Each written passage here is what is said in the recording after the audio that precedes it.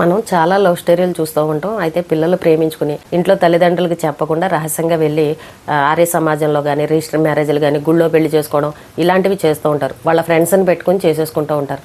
అయితే నిన్న కూకట్పల్లిలో ఒక అమ్మాయి కాలేజీకి అని చెప్పి వెళ్ళి మిస్ అయింది. అయితే తల్లిదండ్రులు చాలాసేపు చూశారు. ఆ అమ్మాయి ఫోన్ స్విచ్ ఆఫ్ రావడంతో వెంటనే వెళ్ళి పోలీస్ కంప్లైంట్ ఇచ్చారు. అయితే పోలీసులు ఎక్కడుందా అని చెప్పేసి ఇంకా వెతకడం మొదలుపెట్టారు. అయితే ఈ అమ్మాయి ఒక అబ్బాయిని ప్రేమించింది.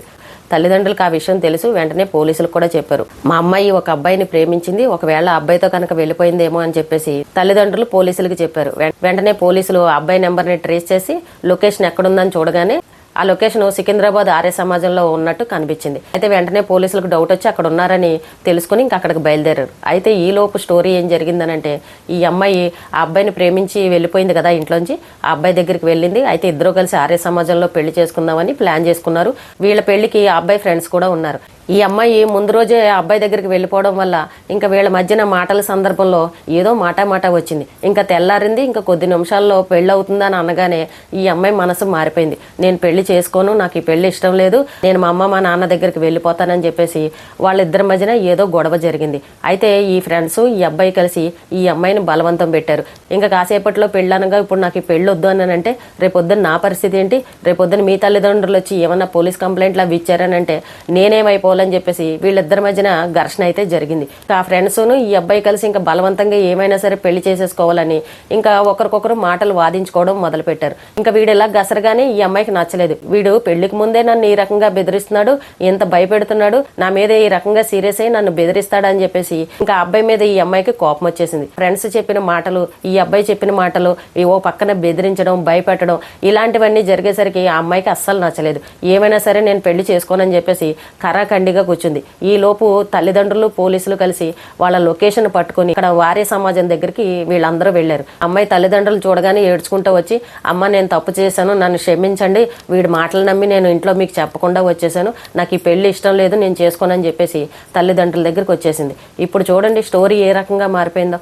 ఇప్పుడు మనం చాలా స్టోరీలు చూసాం.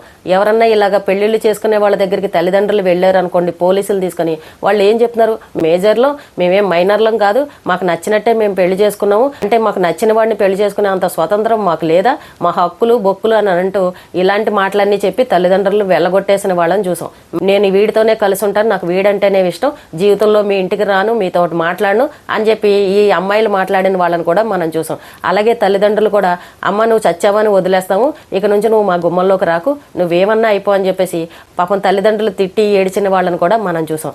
ఆ అమ్మాయి పాపం అబ్బాయిని పెళ్లి చేసుకుందామని వెళ్ళి లాస్ట్ మినిట్లో ఇంకొన్ని క్షణాల్లో మెళ్ళో తాళి కడతాడు అని అనగా ఆ అమ్మాయి మనసు మారిపోయింది. అయ్యో నన్ను ఇన్ని రోజులు కనీ పెంచారే తల్లిదండ్రులు, వాళ్ళని నేను మోసం చేసి ఈ రకంగా పెళ్లి చేసుకోవడం కరెక్ట్ కాదు, అయినా వీడేమో పెళ్లికి ముందే నన్ను ఈ రకంగా బెదిరిస్తున్నాడు, వీడు రేపొద్దున నన్ను ఎంత ప్రేమగా చూసుకుంటాడని ఆ అమ్మాయికి డౌట్ వచ్చేసి అమ్మాయి వెంటనే బయటకు వచ్చి నాకు ఈ పెళ్లి వద్దు, నువ్వేమన్నా చేసుకో అని చెప్పేసి ఆ అబ్బాయిని 4 తిట్టి పెళ్లి క్యాన్సిల్ చేసేసింది. తల్లిదండ్రులు కూడా చాలా సంతోషించారు. పోనీలే మా పాప తెలుసో తెలియకో పాపం వాడితోటి వచ్చేసింది, ఇప్పుడైనా తెలుసుకుంది తల్లిదండ్రులు విలువేంటని, మాకు చాలా సంతోషంగా ఉంది, ఇంకోసారి మా అమ్మాయి ఇలాంటి పనులు చేయదండి, మా అమ్మాయిని మేము జాగ్రత్తగా చూసుకుంటామని పాపం మా తల్లిదండ్రులు ఆ అమ్మాయిని తీసుకుని వెళ్ళిపోయారు. ఆ పాప కూడా నన్ను క్షమించండి, నన్ను ఏమీ అనద్దని చెప్పేసి ఆ అమ్మాయి కూడా కళ్ళనీళ్ళు పెట్టుకుని ఏడ్చిందంట. ఇది నిన్న కూకట్పల్లిలో జరిగింది.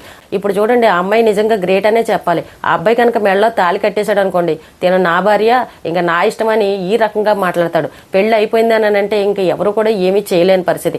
కానీ ఆ అమ్మాయి తెలుసుకుని తల్లిదండ్రుల విలువను తెలుసుకుని నాకు ఈ పెళ్లి ఇష్టం లేదని తల్లిదండ్రుల దగ్గరికి రావడం అని అంటే నిజంగా గొప్ప విషయమే కదండి. కూడా ఒక సంఘటన చూసాం. ఒక తండ్రి, ఆయనకి 2 ఆడపిల్లలు ఉన్నారు, ఇలాగే ఇంట్లోంచి వెళ్ళిపోయి ఎవరో కులం తక్కువ వాడిని పెళ్లి చేసుకుందని చెప్పేసి చుట్టాలందరినీ పిలిచి కర్మకాండలు చేసి భోజనాలు పెట్టాడు. ఇంకా నా కూతురు లేదు, నేను ఎంతో ప్రేమగా పెంచాను, నా కూతురు ఈ రోజుతో చచ్చిపోయిందని చెప్పేసి కర్మకాండాలు చేశాడు. నిజంగా అది చాలా బాధ అనిపించింది. కానీ ఈ అమ్మాయి చూడండి నిజంగా అదృష్టవంతురాలనే చెప్పాలి.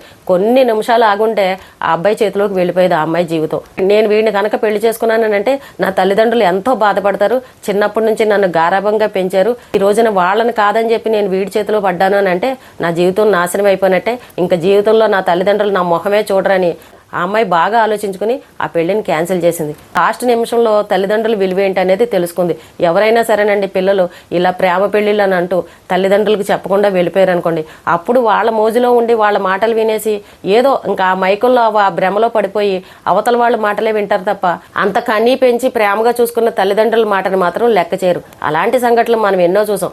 అయితే చాలా మంది అంటారు, ఇవన్నీ ఈ కాసేపే, ఇలాంటి మాటలన్నీ పౌరుషం కొద్దీ మాట్లాడతారు, మళ్ళీ కొద్ది రోజుల తర్వాత అందరూ కలిసిపోతారు, ఇలాంటి వాళ్ళని మేము చాలా మందిని చూసామని ఇలా చెప్పేవాళ్ళు కూడా ఉన్నారు. పట్టుదలకి పౌరుషాలకి పోయి ఇంకా అది చచ్చింది, మేము నీళ్లు వదిలేసాం, మేము స్నానాలు చేసాం, మేము కర్మకాండాలు చేసామని ఫోటోలకు దండలేసిన వాళ్ళని కూడా మనం చూసాం.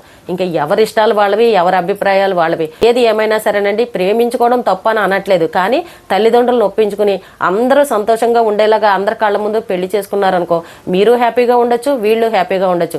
అంతేగాని ఇష్టం లేని పెళ్లిళ్ళు చేసేసుకుని ఇలా ఇంట్లోంచి దొంగతనంగా పారిపోయి అవతల వాడి చేతిలో పడి పెళ్లి చేసుకుంది అనుకోండి, వాడు రేపొద్దున మోసం చేస్తే ఈ అమ్మాయికి సపోర్ట్ గా నిలబడే వాళ్ళు ఎవరు?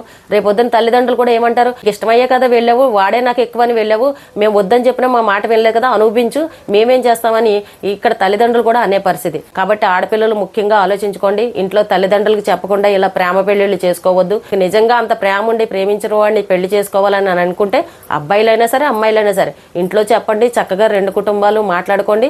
పెద్దలు కుదిర్చిన పెళ్లి ఎలాగైతే చేసుకుంటారో అలాగే మీ పెళ్లిళ్ళు కూడా చేసుకోండి. అప్పుడు ఎటువంటి గొడవలు ఉండవు, ఈ పోలీస్ కేసులు, ఈ తలకాయ నొప్పులు ఇవేమీ ఉండవు. ఇప్పుడు పెళ్లి చేసుకున్నారనంటే సంతోషంగా కలిసి ఉండాలి, కానీ ఇలాగ అమ్మో మీ అమ్మ వాళ్ళు వచ్చి ఏం చేసేస్తారు, మీ అమ్మ వాళ్ళు వచ్చి ఏం చేసేస్తారని ఇలా భయంగా బతకడం అని అంటే అదొక జీవితమేనా చెప్పండి? ప్రతి ఒక్క ఆడపిల్ల కూడా ఇలాగే ఆలోచించండి. మీ జీవితాలు ఏంటనేది మీకు క్లారిటీ ఉంటుంది. అమ్మ నాన్నను మాత్రం ఏడిపించకండి. ఈ రోజుకి ఇదేనండి. రేపు మళ్ళీ ఒక మంచి విషయంతో మళ్ళీ కలుద్దాం.